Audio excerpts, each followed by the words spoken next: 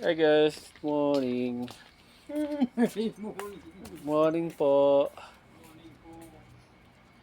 Kumusta yung mga didishit dyan na nagkapakalat ng mga fake news laban sa Pangulo? Ano bang kabobohan yan? Basta talaga mga DDS. Kaya kami nabubwisit sa inyo eh.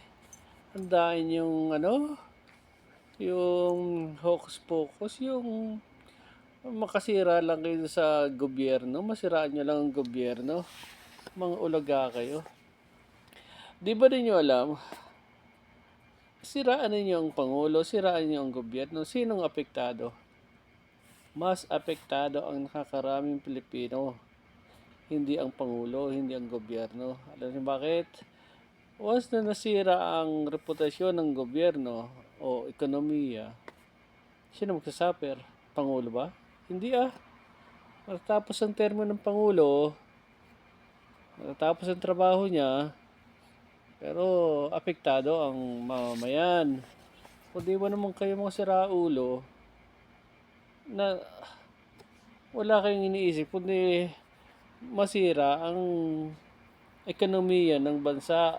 Pag ba nasira ang ekonomiya ng bansa, sino bang maapektuhan ng maigi?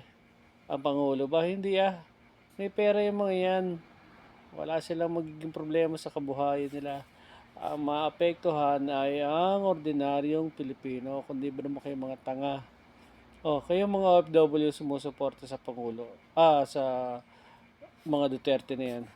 Magka-problema kayo. Magka-problema kayo. May makakatulong ba sa inyong Duterte? Hindi ah.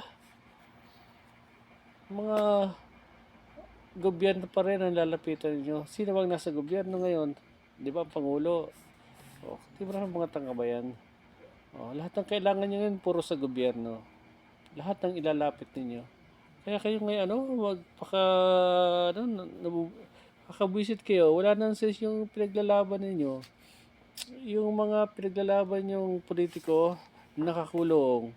Yung mga anak, mga bastos, reputasyon, sablay. O ano pa? Ang daming politikang maayos sa atin. Gusto po, kaysa sa mga Duterte yan.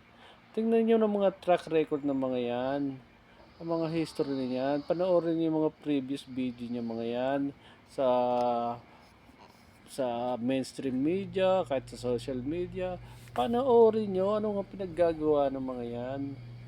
Yun lamang po, naway kayo mamulat sa katotohanan.